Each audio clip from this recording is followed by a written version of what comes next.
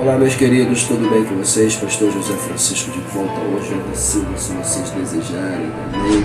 Queridos, é um prazer extraordinário estar de volta, como eu sempre digo aqui no nosso canal, tá? Para mais uma lição. A lição de hoje é a lição de número 10, e mesmo traz como título Paulo e o seu amor pela igreja. Eu poderia dizer que a pauta principal aqui é o amor pela igreja, uma vez que a palavra amor alocada aqui ao título da lição, vai ganhar toda a evidência com toda a propriedade. Por quê, pastor? Quando a gente fala de amor, é preciso entender que dentro da Bíblia, o amor ele é essencial para o fator salvação, para o fator unidade, e para o fator comunhão, tanto entre os irmãos e o próprio Deus. Por quê, pastor? Veja bem.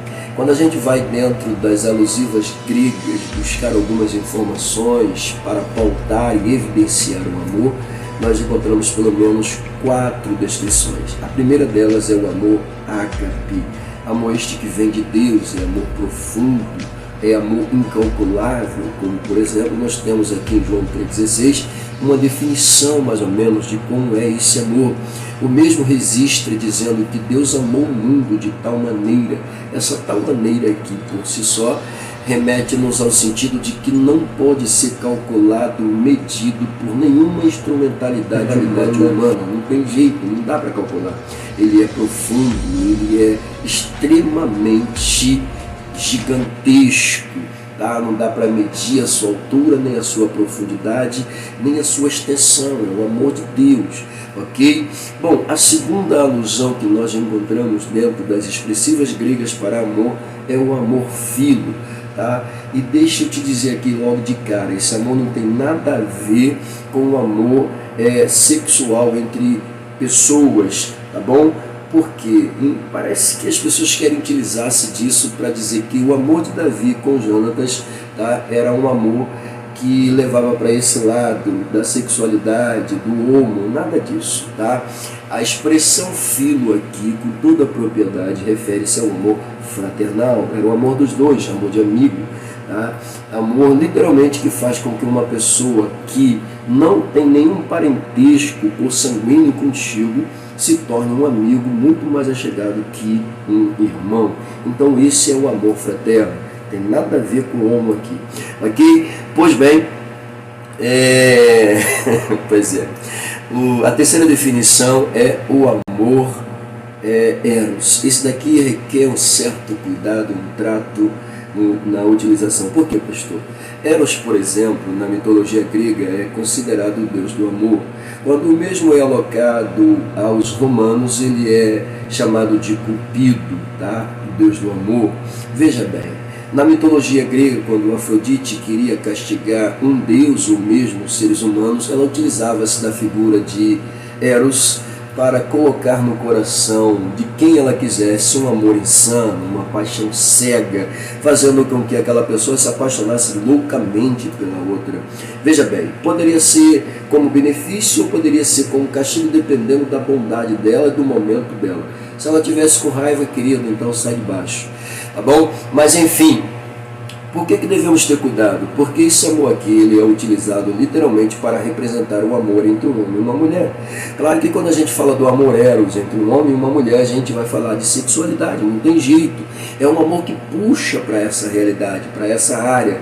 E vou te dizer mais ainda, precisamos ter cuidado justamente porque de eros vem a erotização das coisas. E quando a erotização das coisas acontece, nós temos aí uma sexualidade desenfreada, desrespeitosa, dadas à prostituição, à leviandade, enfim, o que você puder imaginar. Então é preciso ter muito cuidado para definir esse amor aqui como um amor somente entre um homem e uma mulher. Dá para utilizar? Dá, com toda a propriedade. É o amor entre um homem e uma mulher, mas entenda uma coisa. Dentro dessa questão da erotização, do erotismo, ele tem ganhado outras proporções e tem sido um cunho de prostituição assustador, tá bom? Então precisamos tomar um pouquinho só de cuidado e saber direcionar as coisas para falar desse amor, tá bom? A última expressão é o amor estorge. Esse amor aqui é um amor dado à família, o amor familiar, tá? Posso utilizá-lo como um amor entre um homem e uma mulher, no desenvolvimento de uma família, tá bom? Se eu quiser falar de sexualidade, eu utilizo o amor eros, mas se eu quiser falar de família, eu utilizo o amor storge. Lembrando que essas 4 definições aqui, ela é muito comum na nossa realidade. Claro que a gente não utiliza para falar de amor as 4 alusivas gregas. Amor para a gente é amor, independente do que ele seja, tá bom? Mas enfim, dentro da mitologia grega, como disse, até citei aqui, Afrodite, ela também é considerada deusa do amor, tá? E o amor que ela cede é chamado de amor afrodisíaco, é aquele amor que desperta a sexualidade, desperta o desejo, tá? E quando ela se associa ao eros, então vira uma coisa assustadora, ok? Mas enfim, isso aqui é só para a gente ter uma ideia, tá? Do que é o amor. Trouxe para vocês, dizendo que o amor ágape não se mistura com esses amores citados aqui. Ele é profundo, ele é divino, ele provém de Deus, ele é santo, tá? No cunho espiritual é um amor que faz com que a gente venha tomar o devido cuidado e tratar com a devida educação, respeito à igreja do Senhor com toda a propriedade. Falou? Trouxe somente isso aqui a nível de informação, só para constar sobre o que nós vamos estudar aqui, tá bom? Mas antes, tá? Depois desta prévia, antes da gente entrar literalmente na lição, meus agradecimentos aqui a toda a direção da IBD, a Delvi, Deise, Ricardo, a Célia, Jeane, abraço, beijo no coração de vocês, muito obrigado pelo apoio, pelo carisma e pela dedicação de vocês para comigo. Eu sou eternamente grato a vocês, tá bom? Ao meu estimado pastor presidente, pastor Zé Carlos, muito obrigado, meu pastor, Deus abençoe sua casa, sua vida e sua família. A vocês lindos e perfumados professores e professoras do nosso ministério, a quem eu devidamente me dirijo semanalmente, claro, autorizado, trazendo pautas e aplicações para a gente trocar informações. Falou? Beijo no coração de vocês.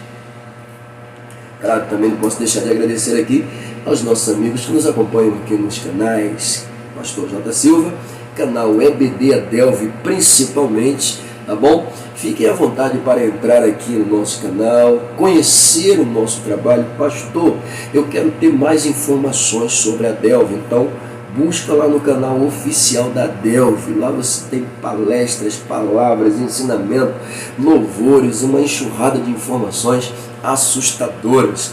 E vem para cá, venha fazer parte também do EBD Adelvi. Passa lá no J. Silva, deixa lá o teu like, se inscreva nos nossos canais, nos acompanhe, vai ser um prazer ter a sua companhia.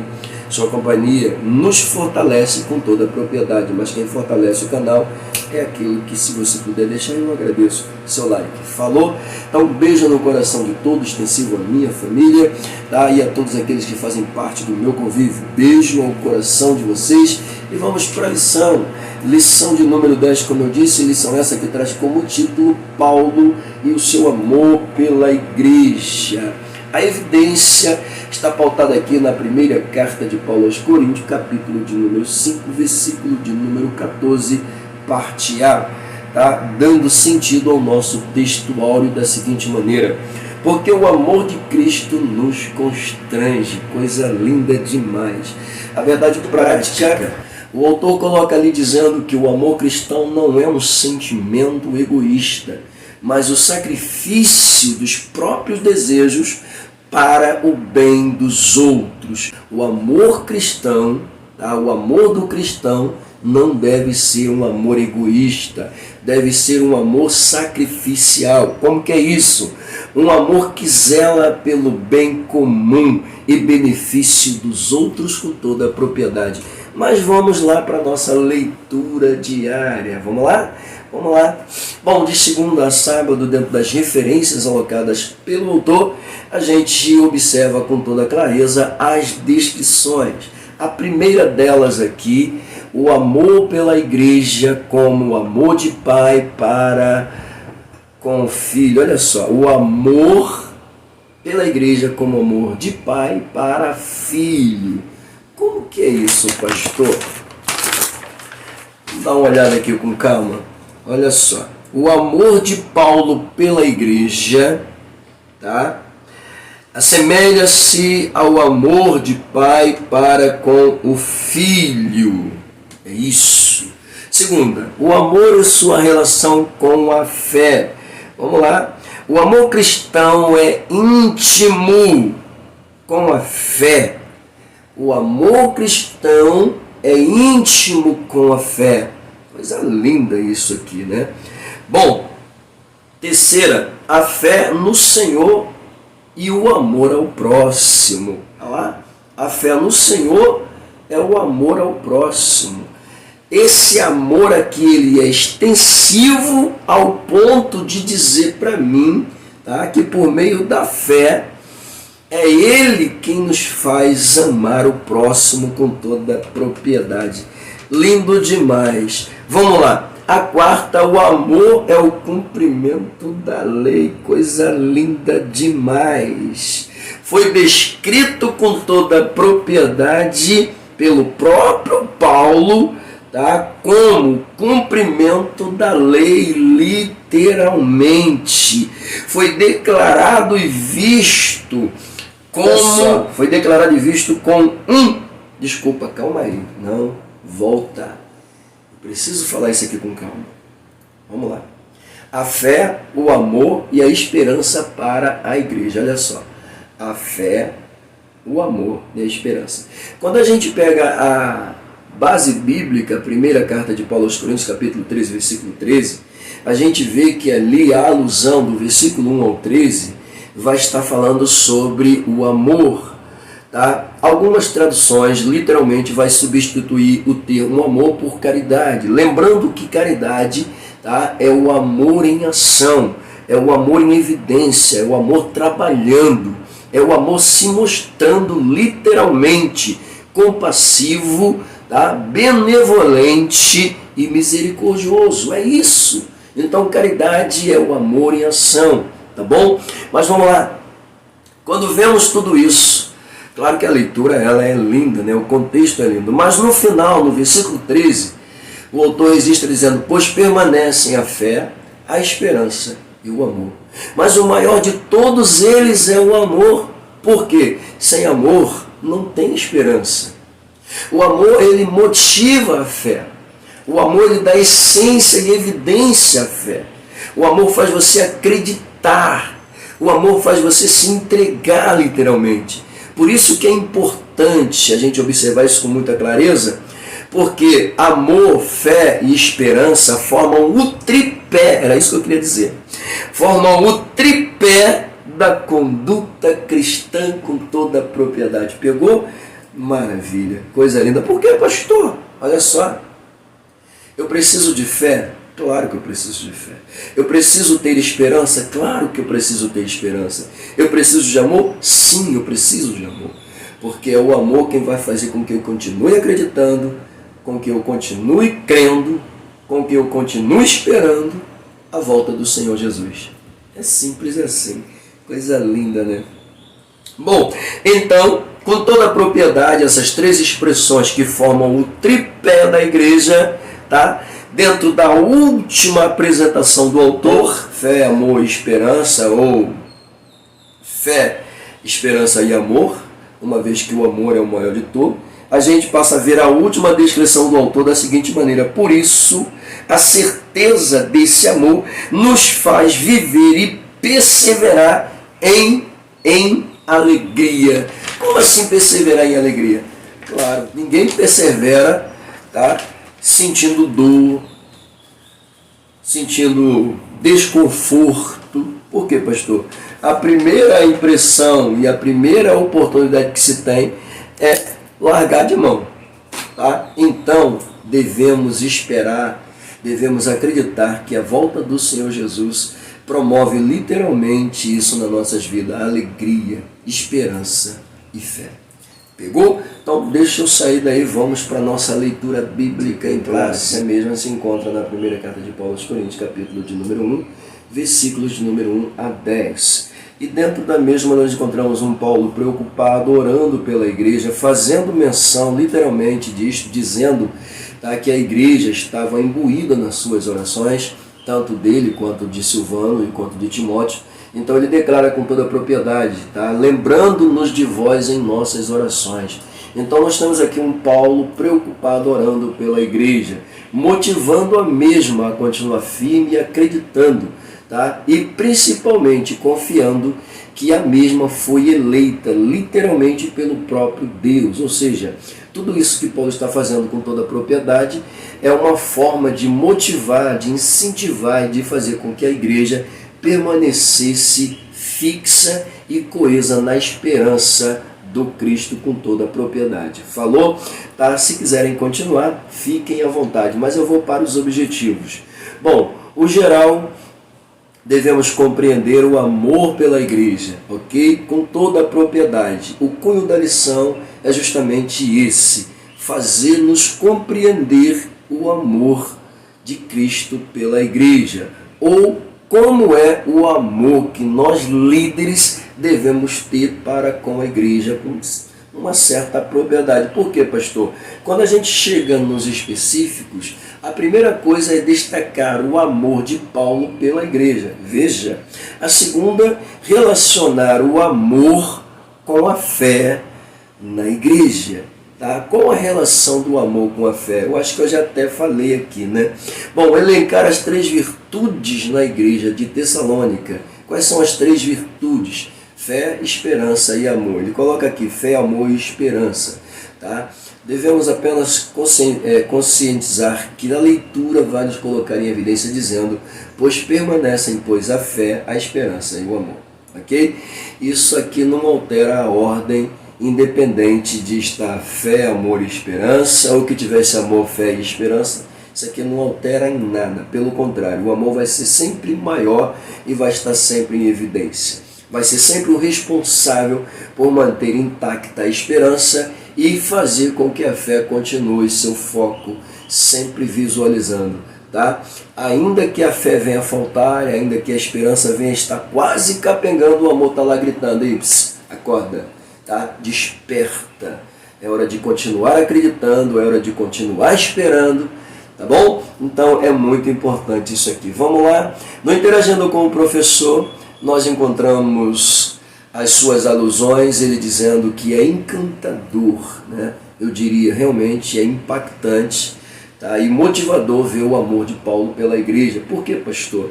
Porque o exemplo dele, né, com toda a propriedade, nos ensina, tá? Nos coloca literalmente a par da grande responsabilidade que é lidar com a igreja do Senhor Jesus Cristo, ok? Devemos amar a mesma com toda a propriedade, tá? Ele até coloca aqui: o apóstolo nos ensina, tá, que os obreiros devem zelar, cuidar e amar a igreja com toda a propriedade. Coisa linda demais, né?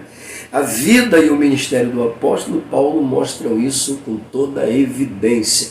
Para a gente fechar aqui o Interagindo, ele coloca ali dizendo: por isso o apóstolo, tá, a defendeu a igreja, tá? A defendeu, protegeu e buscou viver na integridade as virtudes do amor, da fé e da esperança, tá? Nas diversas igrejas por onde passou. Então, vê-se aqui com toda a evidência que por onde o apóstolo Paulo passou, aonde estabeleceu igreja e aonde voltou para visitar, ele procurou mostrar isso aqui com toda a evidência. E claro, serve de exemplo para nós líderes, tá? E para vocês futuros líderes. Devemos amar a igreja do Senhor. Pastor, mas a igreja dá uma dor de cabeça. Jesus, mas fazer o quê? Ué, ela é povo de Deus, querido. Quem trata dela é o Senhor. Nós somos apenas canais e devemos fazer com que elas não percam a fé em hipótese alguma. Vamos lá para a introdução. Vamos lá. Na introdução, com toda a propriedade, nós descobrimos aqui 2 características, diz o autor, marcaram a igreja de Tessalônica. A primeira coisa é o amor do Senhor Jesus Cristo por ela com toda a propriedade. A segunda coisa é o amor recíproco entre os irmãos. Olha que coisa, né? O amor do Senhor para com a igreja, tá? E a segunda evidência é o amor entre os irmãos. Coisa linda demais isso aqui, né? E aí ele continua dizendo que por causa desse exemplo, né, o apóstolo Paulo vai demonstrar seu sentimento com toda a propriedade e ao mesmo tempo, tá, vai também mostrar para nós qual é o nosso propósito. Qual é o nosso propósito? Mostrar, tá, como seguidores de Jesus e membros de uma igreja local, amar a igreja do Senhor com toda a propriedade, tá? Expressar esse amor aonde? Na comunhão com os irmãos. Isso aqui é extraordinário, né? A gente vê essa pauta logo em Atos dos Apóstolos, no capítulo de número 2, tá? Onde, com toda a propriedade, a gente lê que a igreja, né, ela vai perseverar em união, na comunhão, nas orações, no partir do pão. E é assustador, né? A forma como a igreja ela se torna tão ligada, né? Entranhada literalmente. Isso aqui é impressionante, essa igreja, né? Vamos lá. O primeiro tópico aqui, o amor de Paulo pela igreja. Eu vou ser muito sucinto nessas alusões, tá? Número 1, o amor como o de um pai para um filho. Vamos lá. A gente já deu até aqui uma deixa mais ou menos, né? Ele até diz aqui, a primeira carta de Paulo aos Tessalonicenses atesta, isto é, afirma categoricamente o amor do apóstolo pelos membros da igreja com toda a propriedade. Tá? Esse sentimento, diz o autor, não se deu apenas pela igreja de Tessalônica, mas por todas as igrejas que Paulo ele plantou no mundo gentílico. É claro que a gente tem aqui a igreja, tá, de Tessalônica como exemplo, mas as demais igrejas, com toda a propriedade, elas sentem a expressão do amor de Paulo, pois a preocupação de Paulo pelas igrejas que fundou era surreal e verdadeiramente admirável. Tá? Como diz o autor na sua pauta de interação, era encantador ver o amor de Paulo pela igreja. Coisa linda demais, né? Como o autor coloca aqui no ponto de número 1, tal amor é visto como um amor de um pai, literalmente, tá? Como para com um filho, com toda a propriedade, como já vimos e citamos também. Tá bom, queridos? Então, isso aqui é muito importante que seja observado pela liderança da igreja. Por quê, pastor? O apóstolo Paulo, com toda a propriedade, além de pregador, ele era um exímio mestre, um ensinador literalmente, um instrutor. Então nós, como líderes, tá, escolhidos e separados pelo Senhor Jesus, temos essa responsabilidade de ensinar, de instruir e de apontar o caminho certo para a igreja do Senhor Jesus. Pega a visão, crente. Vamos para o número 2. Vamos lá. Bom, no número 2, o amor motivado pelo modo de viver. Coisa linda isso aqui. O amor motivado pelo modo ou pela maneira, tá, de viver o evangelho. Como assim? De viver literalmente segundo o evangelho, tá? E de acordo com o evangelho. É isso, com toda a propriedade. Mais uma vez ele entra na sua pauta fazendo menção da igreja aos Tessalonicenses, tá? Ele coloca aqui, um dos elogios de Paulo a esses crentes foi a respeito do modo como eles, tá, receberam a palavra. Meu Deus do céu! A forma como eles receberam a palavra, a forma como resolveram praticar, tá? E, é claro, permanecerem coesos nos ensinamentos que receberam. Gente, é lindo demais. E é satisfatório quando o mestre ensina e você vê o aluno literalmente fazendo de acordo com o que você ensinou, colocando em evidência o que você... Não tem preço, gente. É lindo demais. Então, isso aqui é maravilhoso, né? Paulo, ele tem o prazer de vivenciar essa satisfação literalmente. Porque receberam a palavra com amor, receberam a palavra com atenção, receberam a palavra e não só recebem, mas também começam a praticar, tá, a mesma com coerência, com propriedade. Coisa linda demais. Vamos lá. Pelo amor de Deus, isso aqui para mim já é suficiente. Não preciso nem falar mais nada, mas se vocês quiserem continuar, fiquem à vontade. Vamos lá. Isso aqui já resume tudo para mim. Vamos ao ponto de número 3. O amor deve nortear nossa vida na igreja local. Gente, olha só. Número 2. O amor motivado pelo modo, pela maneira de viver o Evangelho. Que isso? Como é que eu vou viver o Evangelho? Como eu devo viver o Evangelho na minha vida? Praticando o que ele me ensina, colocando em evidência o que ele diz para mim, obedecendo com todas as propriedades o que Cristo determinou. É assim que a gente deve viver. Tá? Agora, o terceiro, o amor deve nortear, coisa linda, gente, nossa vida na igreja local. Pastor, o que é nortear? Coisa linda isso aqui, né? Te dá um rumo, querido, né? Guiar você literalmente numa direção. É isso. Deve nortear a tua vida, tá? Te impactar, te conduzir literalmente. É isso, amado. Num tempo em que muitos vivem de criticar a igreja local, diz o autor, é hora de demonstrar amor pela igreja em que congregamos. Ok? Esse é o lugar que Deus nos plantou, o lugar onde servimos a Ele. Compartilhamos a comunhão uns com os outros e realizamos a sua obra. O amor de Paulo pela igreja deve tocar nosso coração e assim sermos encorajados a manifestá-lo na igreja local em que congregamos. O apóstolo mostra que a expressão suprema desse amor é a crucificação de Jesus no Calvário, tá? E seu doloroso sacrifício. Que leitura é essa, gente? Pelo amor de Deus. Mostrar o meu amor pela igreja local.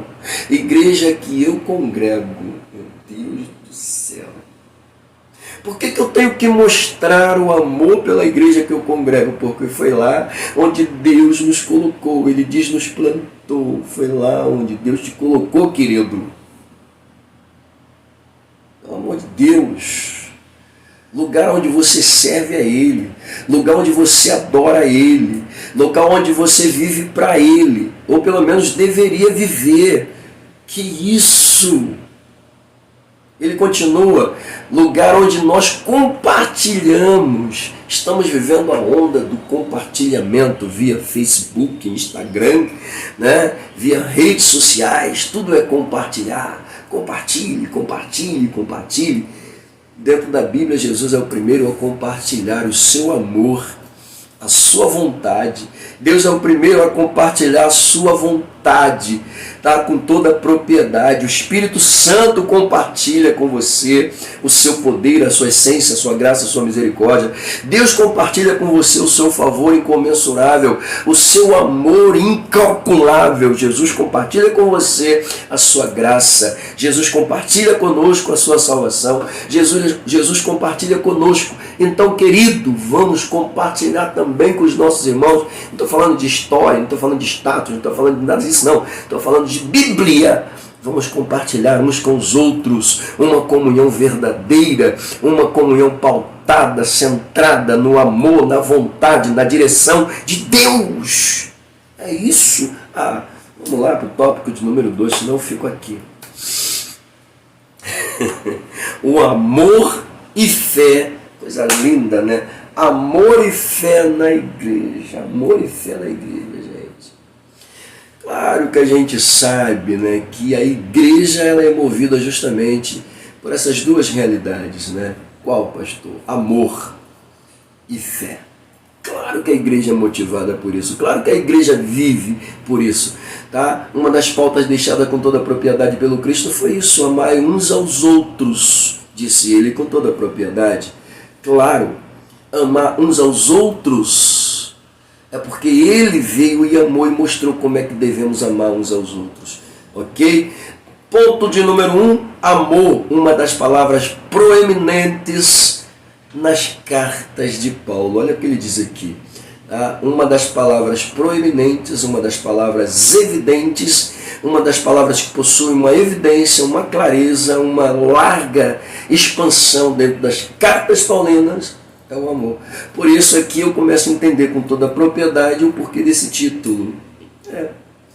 Paulo e o seu amor pela igreja.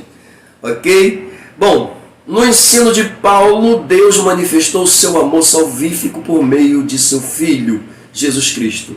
Claro que Paulo aqui está se baseando e afirmando as suas alusões com toda a propriedade no amor de Deus revelado, dado, manifestado literalmente aos homens, como Salvador, como Senhor e como Libertador. Estou me referindo a Cristo. Então, o amor que Paulo ensina, que é um amor salvífico, está centrado literalmente na pessoa do Cristo com toda a propriedade. O apóstolo mostra que a expressão suprema desse amor é a crucificação de Jesus Cristo no Calvário. Ali é a prova concreta, absoluta desse amor. Jesus, certa feita, claro que quando a gente olha para dentro do Evangelho segundo escreve São Mateus, e a gente vê Jesus sendo conduzido ao Calvário. Antes do Calvário ele passou pelo Getsemane, São Mateus capítulo 26. No Getsemane ele chora, ele geme, ele sangra, literalmente pelo seu corpo, através do suor. E, enfim, ali há um embate, do homem Jesus com o homem Deus. Há um confronto ali. E o homem Jesus, o humano, o lado humano, ele quer entregar, ele quer passar. Mas ele fala, todavia seja feita a tua vontade. Ali Jesus, literalmente, ele aceita passar pelo Calvário.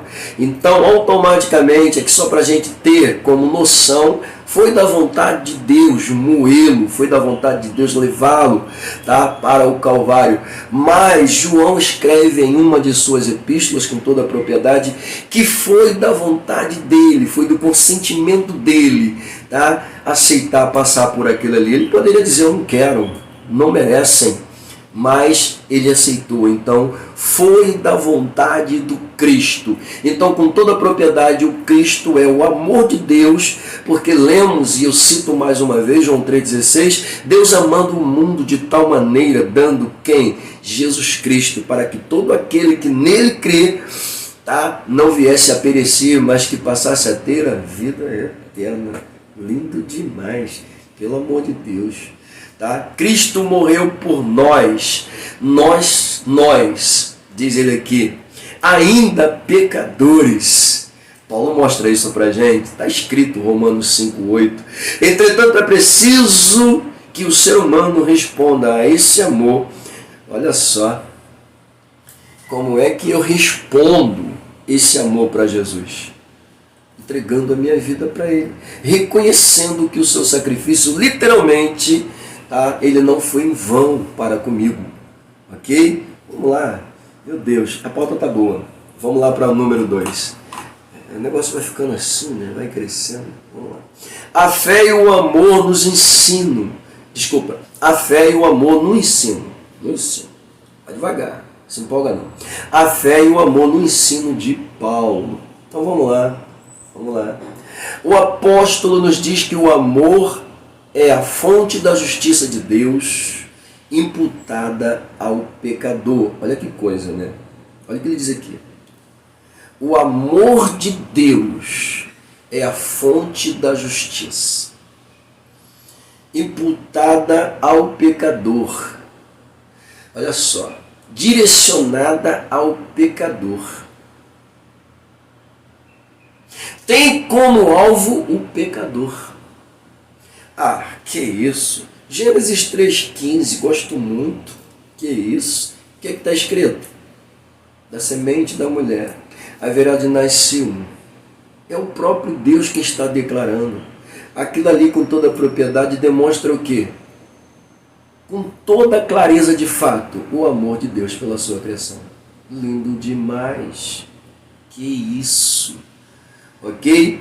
Então, a gente vê ali que a misericórdia de Deus, tá, ela está direcionada ao pecador, visando dar-lhe uma oportunidade. Como assim? Vamos lá.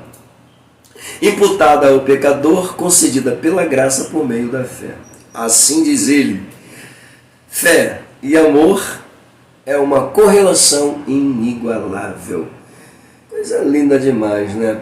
Poxa, pois permanecem a fé, a esperança e o amor, mas o maior de todos é o amor. Pega isso aqui, mas o maior de todos é o amor, ok? Se eu tenho amor e eu tenho fé, já é o suficiente que ele está dizendo.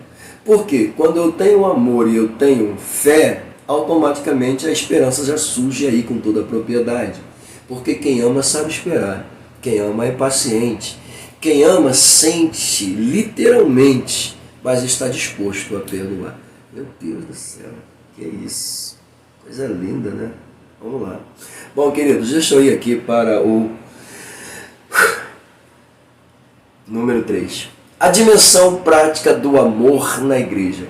Veja bem, eu estou aqui colocando apenas pautas, ok? Pontos que eu estou observando dentro das descrições e levando e trazendo para vocês, ok? Claro que esses pontos aqui, com toda a propriedade, ele já magia literalmente o conteúdo apresentado pelo autor. Só que, veja bem, quando você for estudar a sua lição, você vai tirar suas próprias conclusões, ok? Vai comparar com o que eu estou passando aqui para você. Tá? E se você achar que deve apenas usar a pequena pauta que eu forneço, fique à vontade. Agora, se você achar que deve utilizar o conteúdo todo e ver muito mais coisas, entendeu? Que eu estou vendo, mas eu estou deixando aqui literalmente para vocês, porque senão a gente vai ficar com uma lição aqui de 1h30, não adianta fazer isso, porque vocês não vão assistir, ok? Então, quanto menos tempo eu demorar aqui, melhor, tanto para mim quanto para vocês, né? Então, vamos lá. Então fiquem à vontade para cavar, ok? Mas se achar que o que eu passei aqui já for suficiente, até porque você vai ver literalmente isso. Você vai olhar, realmente, o que ele falou aqui já fechou o pacote, tá? E não há nem necessidade de ficar perdendo tempo, tá? E até mesmo tentando colocar mais assunto onde já não tem, entendeu? Isso aqui vale até um aviso aos professores, por favor, atenham-se às lições, tá? Seja sucinto nas aplicações. Se fizer uma comparação com um testemunho pessoal, seja sucinto no seu testemunho. Não deixe o seu testemunho tomar todo o tempo de aula, entendeu? Porque senão fica uma coisa vaga, entendeu? Fica uma coisa desnecessária. O aluno vai para a sala para ouvir você testemunhar 1h e não fala nada da lição. Não é legal, não é legal, tá bom? Não faça isso, por favor. Obedeça a regra. É tão difícil assim? Faz como eu. Pega um relatozinho lá, quer falar um testemunho? Pega o ponto principal aqui, apresenta para os alunos. Se o testemunho fizer parte do que você vai apresentar, fala. Mas seja sucinto, não demore mais do que 5 minutos no testemunho. Por favor, nós temos um tempo resumido para uma lição. 1h30 que você tem para dar aula. Poxa, se 1h30, 1h20 você não consegue, então, querido, tem alguma coisa aí precisando ser ajustada. Porque essa é uma lição que a gente consegue dar em 45 minutos, se você souber aplicar. Dá para dar em 45 minutos. Eu já dei aulas em 45 minutos, também já demorei 1h30. Mas tudo vai depender do assunto e tudo vai depender do que você tem.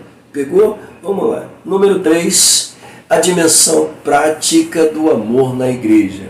Bom, aqui com toda a propriedade para fechar o pacote aqui do segundo tópico, tá? No ministério do apóstolo, a evidência era o amor, tá? Ele coloca aqui, o amor tem um caráter prático, claro que tem.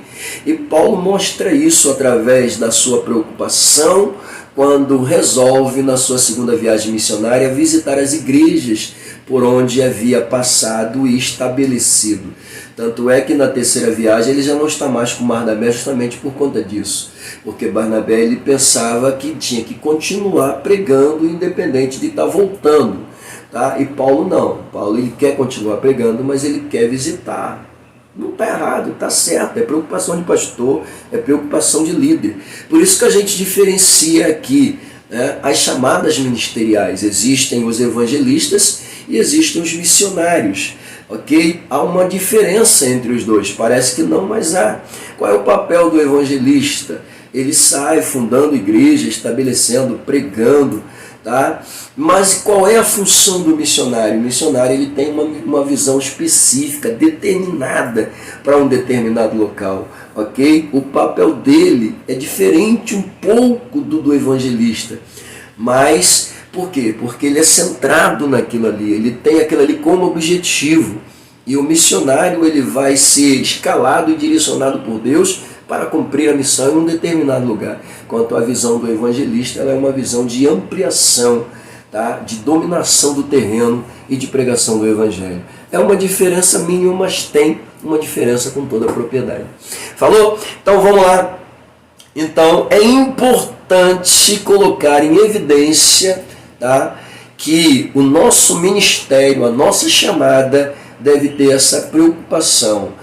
Qual? Está pautado no amor, tá? Está pautado no ensino, está pautado literalmente dentro da vontade de Deus. E ele até usa aqui o exemplo, né, da parábola do bom samaritano. Quem é que não conhece a história do samaritano? Pois é.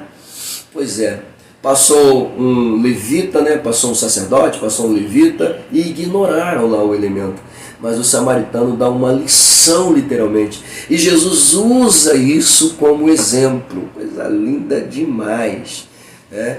Quem é que fez bem? O samaritano, o levita ou o sacerdote? Bom, se eu for cunhar aqui o sacerdote olhando para aquele elemento no chão, pensando ser um cadáver, porque parecia estar morto, pensou ele certamente na lei. A lei diz que eu não devo tocar, porque se tocar me torno impuro. Tá, e mesmo que eu toque, mas tudo bem, vamos lá. Quem é que ia saber se ele tocou no cadáver ou não, se ele pegou o cadáver, botou no cavalo e conduziu a estalagem como o samaritano fez? Quem é que ia saber disso? Só se ele falasse. Tá? Mas ele simplesmente zelou pela sua conduta pessoal e ignorou ali literalmente o moribundo. O levita da mesma forma fez a mesma coisa, enquanto que o samaritano por sua vez vai lá, pega o elemento, né?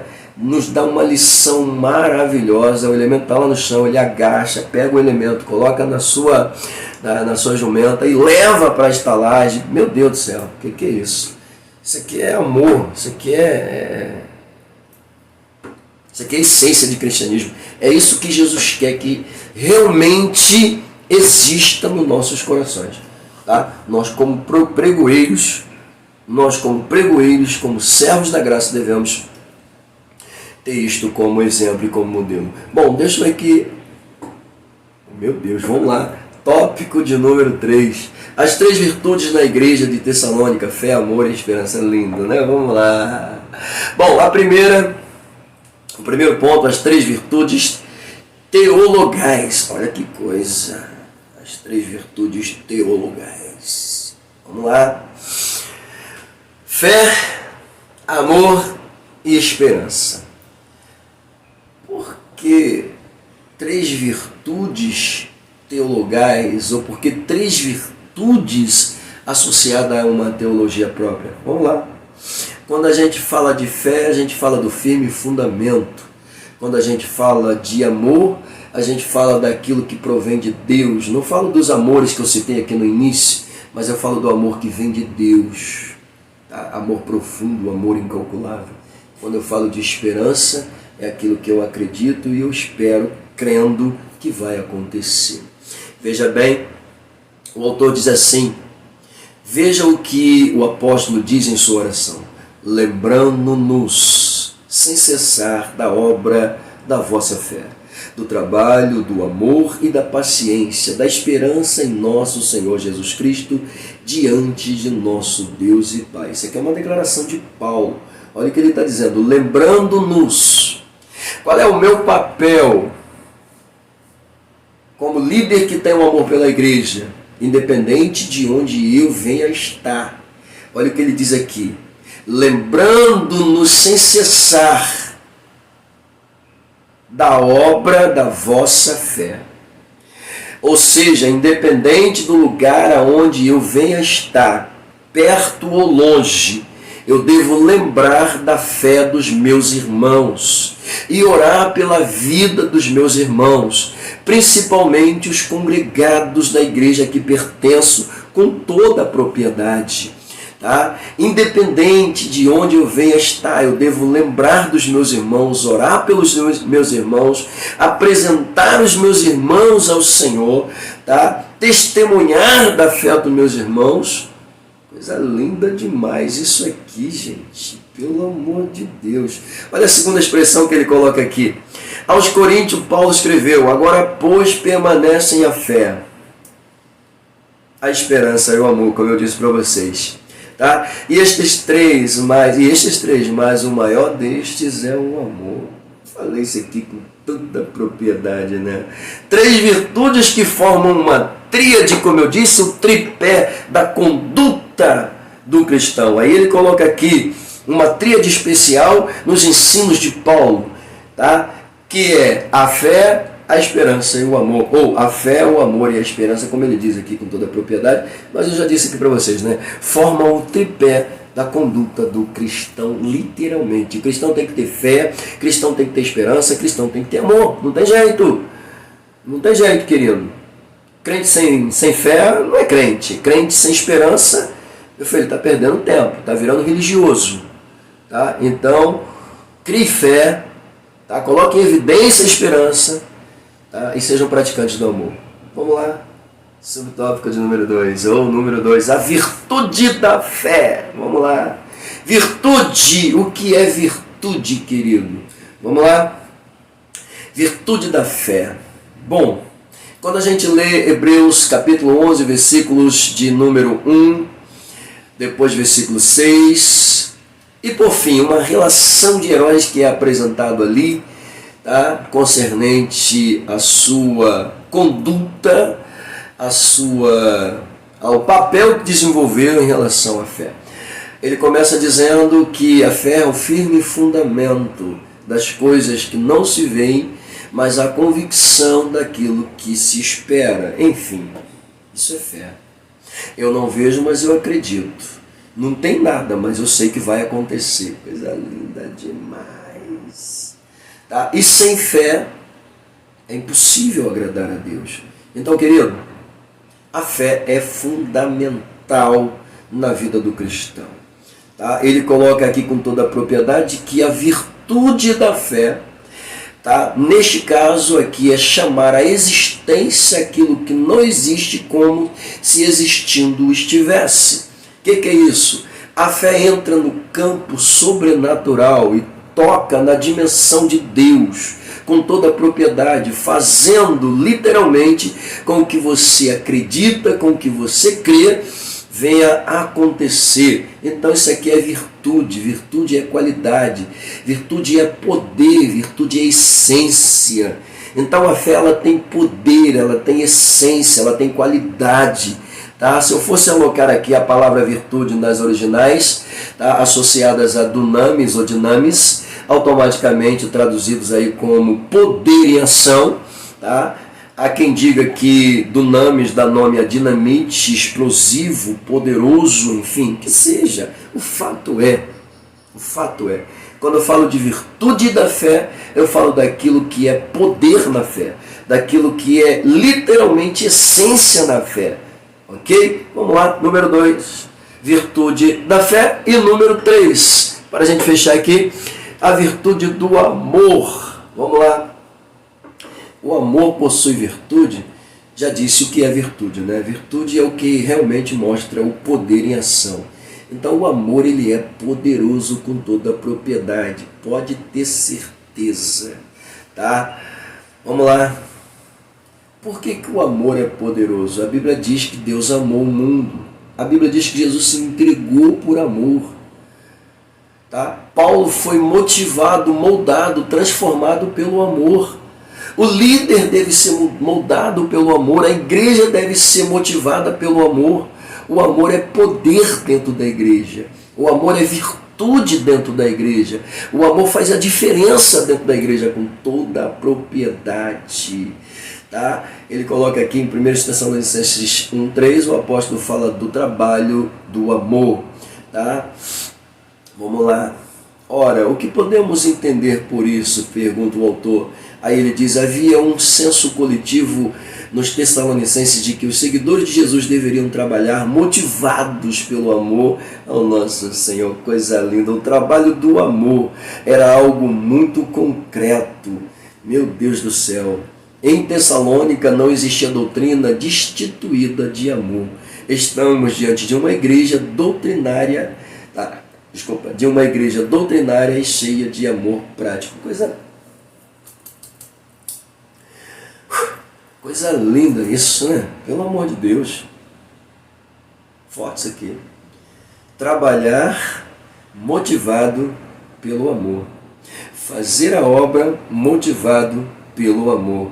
Pregar o evangelho motivado pelo amor. Ensinar motivado pelo amor. Pregar motivado pelo amor. Meu Deus do céu. Trabalhar motivado pelo amor. Ser conduzido pelo poder do amor. Levado pela essência do amor. Deixa eu ir para a próxima. Oh, meu Deus do céu. Número 4. A virtude da esperança. Vamos lá. Meu Deus do céu. Vamos lá. Esperança, de certa forma, está associada à esperança. Como assim, pastor? Parece que ele até cita aqui, né? Vamos lá. O apóstolo usa também a expressão paciência da esperança. A palavra paciência tem sentido de resistência e perseverança. Se você tem resistência e se você persevera, automaticamente significa que você tem esperança. Coisa linda demais. Pelo amor de Deus. Perseverar na esperança, querido. Isso é lindo demais. Ok? É perseverar acreditando que realmente vai acontecer. O que Paulo tinha em mente ao usar a expressão paciência da esperança era o sofrimento dos Tessalonicenses com a perseguição que estavam suportando por amor a Cristo. Coisa linda, né? Eles se comportavam assim com alegria no Espírito Santo. Olha que coisa. Deixa eu fechar aqui. Olha só. Olha o que a gente viu no número 3. Trabalhar motivado pelo amor. Trabalhar sendo conduzido pelo amor. Sabe o que eles me ensinam aqui? Eles me ensinam que enquanto houver amor no meu coração, que enquanto eu conduzir a fé dentro de mim ao alvo verdadeiro que é Deus, quando chegar a hora da perseguição, a hora da luta, a hora da prova, da labuta, tá? Ou das adversidades, eu vou continuar crendo, eu vou continuar tendo esperança. Paulo acha bonito, tá? A atitude dessa igreja, a perseverança dessa igreja em meio às adversidades que enfrentava, aos sofrimentos que enfrentava. E com toda a propriedade era uma igreja que estava ali pronta para ajudar Paulo no que ele precisasse. Coisa linda demais, gente. Fiquem à vontade. Uau! Deixa eu concluir essa lição aqui. Vamos nessa. Bom, conclusão. A lição nos ensina que devemos amar a igreja, tá? Em que congregamos. Vimos isso. Né? Devemos amar a igreja onde congregamos com toda a propriedade. Pastor, mas a igreja me dá tanta dor de cabeça, dá vontade de sair, dá vontade de ir embora. E detalhe, tem crente que, misericórdia, meu Deus do céu, eu queria entender a cabeça desses crentes. Tem uns que só Jesus, tá? Vê coisa onde não tem coisa, inventam coisa que não estão vendo e diz que está vendo, entendeu? Não tem esperança, não tem paciência. Eu sei que é verdade, de vez em quando a gente, até mesmo quem lidera, tem hora que dá vontade de, não, calma aí, não dá mais. Porque tem, vou te falar, tem pessoas que faz o líder pecar, gente. Tem. Tem não, pastor, que isso, é? Quem levou Moisés a agir com ignorância? Ele devia tocar, ele bateu. Na verdade ele queria bater no povo, mas como não bateu na pedra, levou Moisés a pecar. Gente, tem pessoas que você fala para ela a mesma coisa 10 vezes, 20, 30 vezes e ela não consegue assimilar. Continua sendo a mesma coisa, mas ele aqui nos ensina. E a Bíblia também nos ensina que devemos amar a igreja. Devemos amar os nossos irmãos. Devemos amar aqueles que estão bem. Devemos amar aqueles que nos dão dor de cabeça. Devemos amar aqueles que nos odeiam sem motivo nenhum. Simplesmente, não vou mais para a igreja, acabou. Não quero saber. Não gosto do pastor Francisco, me enganei com ele. Eu achei que ele era um santo com areola e tudo, com asinha de anjo, mas não, eu me enganei, não era nada disso. Foi tudo ilusão. Pelo amor de Deus, né? Pelo amor de Deus. Tenha santa paciência. Tem hora que a nossa santa paciência vai embora. Tem hora que dá vontade da gente dar umas boas verdades, dizer umas boas verdades, aí chega na hora do Espírito Santo. Você não vai falar nada. Você vai ficar quietinho. Baixa a cabeça, deixa que eu falo. Amém. Amém, Espírito Santo. Vamos lá. Bom, nos ensina que devemos amar a igreja que congregamos. Esse era o sentimento do apóstolo Paulo pelas igrejas aonde ele implantou e plantou com toda a propriedade. Devemos seguir o seu exemplo, claro. Muito bem, da mesma forma como Paulo se alegrava com as igrejas que davam bom testemunho, ele também se entristecia com aquelas que era trazido a ele notícias que não lhe agradavam. Mas mesmo assim, ele continuava orando, ele continuava aconselhando, ele continuava ensinando. Pegou? Então, que Deus te abençoe. Use as pautas se quiser, tá? Veja a lição, estude, mas aplique uma boa aula, por favor, tá? Deus abençoe a todos e até a próxima.